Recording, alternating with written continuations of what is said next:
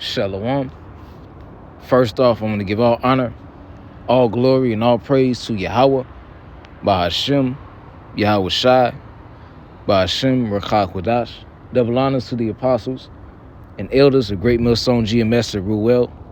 Peace and salutations unto the Lord's chosen elect, which begins with the 144,000, and to all the Akim that may be tuning in, the men of the Lord that are edifying the body, pushing out these edifying lessons and camp sessions. I pray that this lesson is edifying. This is the brother Halal from the Great Millstone Chicago camp, coming at you with another lesson in truth. And in this video that I'm about to play, I came across this video by what they call doom scrolling on Instagram. And this Edomite CIA agent is going to explain a very evil and cruel tactic to get homeless people imprisoned, and put into a cell for a crime that they didn't even commit, through a very wickedly devised plan, So I'm gonna let this video play. May this lesson be edifying.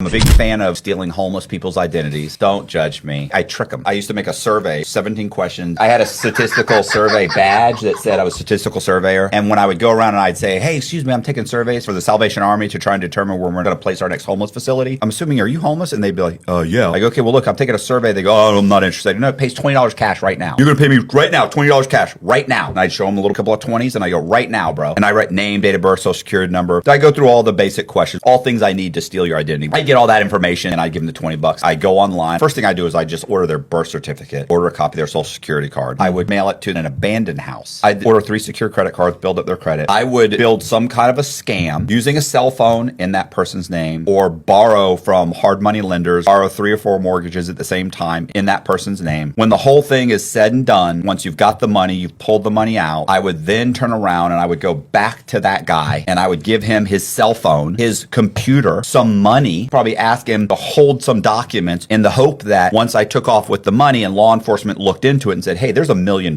missing here, they'd track him back somehow to the cell phone and grab him and arrest him, and he'd go to jail, and it'd take a year or 2 before they figured out that he had nothing to do with it. Now, if he has a criminal record, it's that much stealing homeless people's identities. Don't judge me. I trick them. I used to make a survey, 17 questions. I had a statistical survey badge that said I was a statistical surveyor. And when I would go around and I'd say, hey, excuse me, I'm taking surveys for the Salvation Army to try and determine where we're going to place our next homeless facility. I'm assuming, are you homeless? And they'd be like, yeah. Like, okay, well, look, I'm taking a survey. They go, oh, I'm not interested. No, it pays $20 cash right now. You're going to pay me right now, $20 cash right now. And I'd show them a little couple of 20s and I go, right now, bro. And I write name, date of birth, social security number. I go through all the basic questions, all things I need to steal your identity. I get all that information and I give them the $20. I go online. First thing I do is I just order their birth certificate, order a copy of their social security card. I would mail it to an abandoned house. I'd order 3 secure credit cards, build up their credit. I would build some kind of a scam.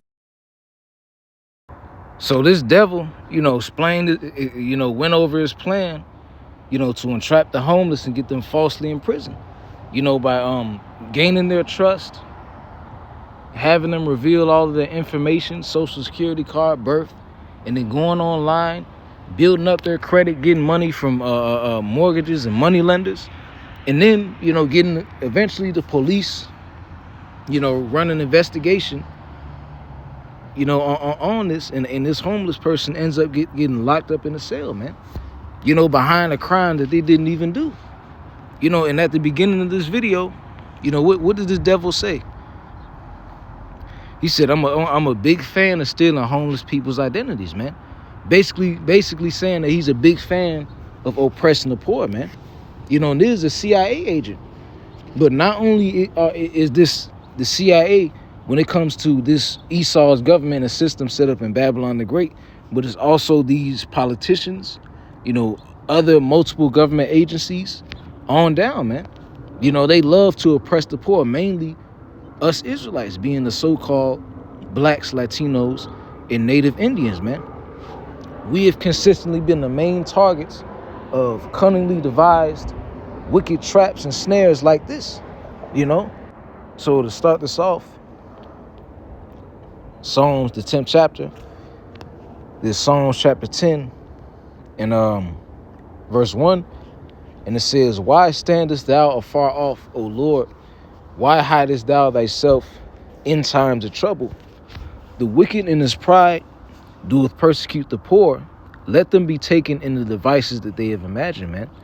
And, Esau Edom is constantly thinking about new innovative ways to fuck us over, whether it be pushing forth these wicked executive orders, making these unjust decrees, like it says in the book of Isaiah, I believe, chapter 30th chapter, all for the purpose of fucking us over, man.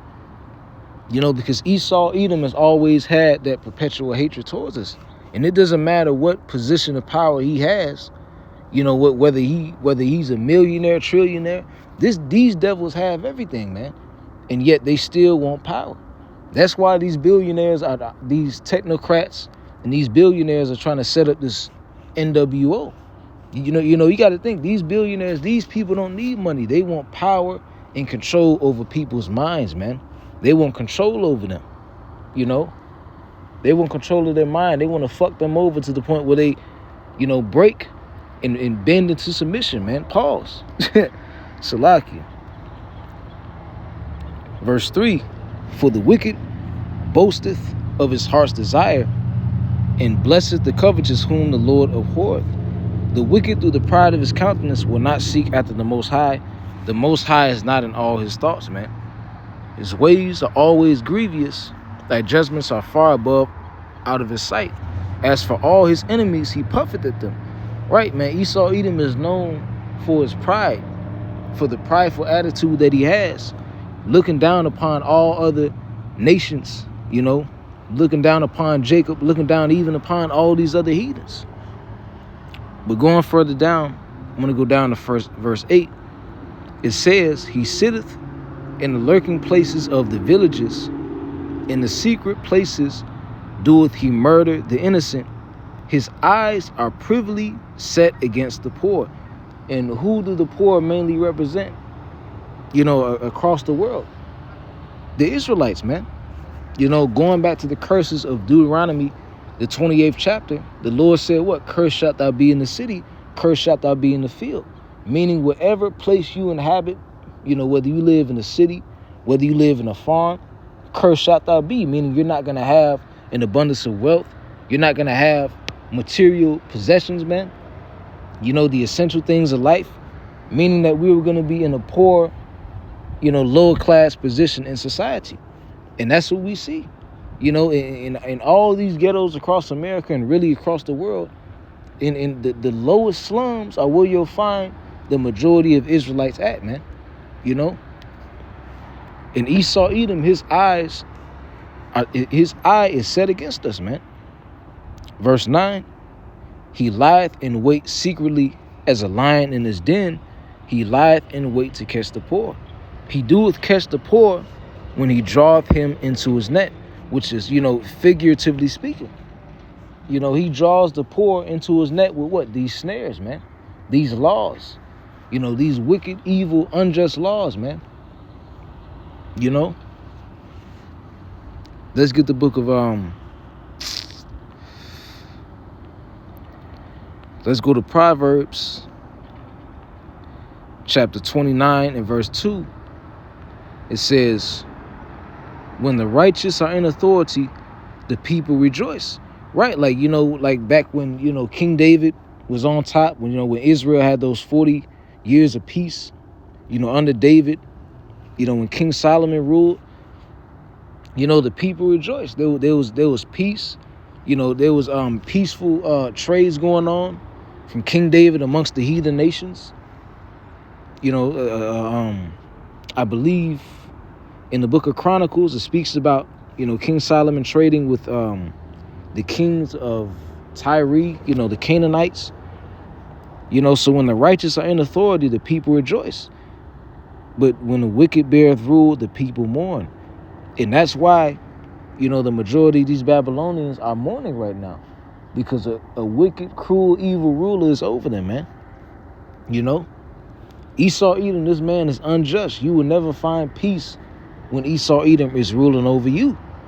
You know, he's going to continue to fuck you over until he no longer can, man. You know? So I ended off with Sirach.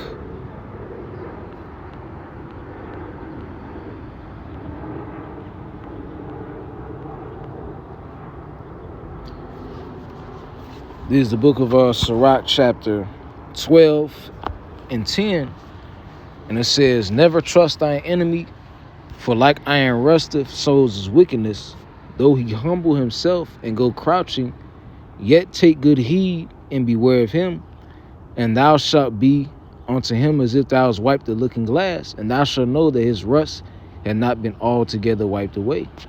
So we were given a direct decree to never trust our enemy. Esau Edom is our main arch enemy, you know, to this very day, ever since, not even since day one, but before day one.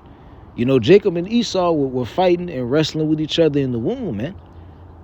You know, and we were told to not trust this man. Because what, though they humble themselves, though they, you know, make it seem like they're friendly, like they have your best interest at heart, thou shalt know that the wickedness had not been altogether wiped away. Verse 12, set him not by thee, lest when he hath overthrown thee, he stand up in thy place. Neither let him sit at thy right hand, lest he seek to take thy seat.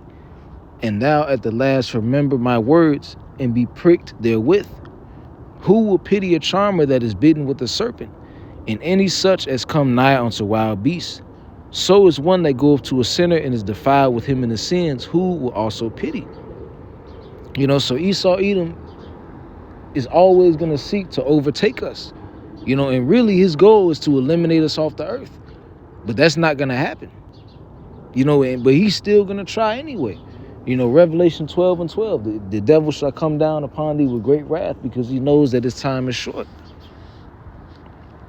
Let's skip down to verse 16. It says, an enemy speaketh sweetly with his lips, but in his heart he imagineth how to throw thee into a pit. Like that Edomite CIA agent, man.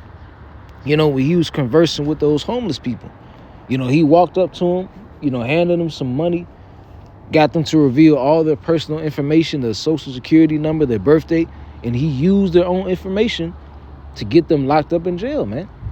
And what did he say at the beginning of the video? He said, I love to steal homeless people's identities. You know, Esau Edom has always been notoriously known for stealing identities. Just look at them Amalekites, man. They stole our identity. You know, this is the devil that the Bible speaks of, man. Pursuing Isaiah 14. I read it over again, verse 16. It says, an enemy speaketh sweetly with his lips, but in his heart he imagineth how to throw thee into a pit. He will weep with his eyes, but if he find opportunity, he will not be satisfied with blood. If adversity come upon thee, thou shalt find him there first. And though he pretend to help thee, yet shall he undermine thee.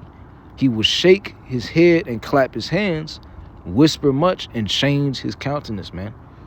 This is the devil that we're dealing with. You know, because Esau Edom is a coward by nature. He's not bold. You know, the way he overtakes enemies is by wickedly devised plans, man. You know, and working in secret places. That's how Esau Edom overtakes, you know, his rivals, man. And we are not to trust this man, man. And, you know, and eventually Esau Edom's kingdom is going to be overthrown. You know, so I hope this lesson was edifying. And with that, I want to give all honor, all glory, and all praises to Yahweh, by Hashem Yahushai, by Hashem Rakah Kodash, double honors to the apostles and elders of Great Millstone, GMS to Ruel, Shalom, Kwame Sha'ala, and a Bible ball, and until the next lesson.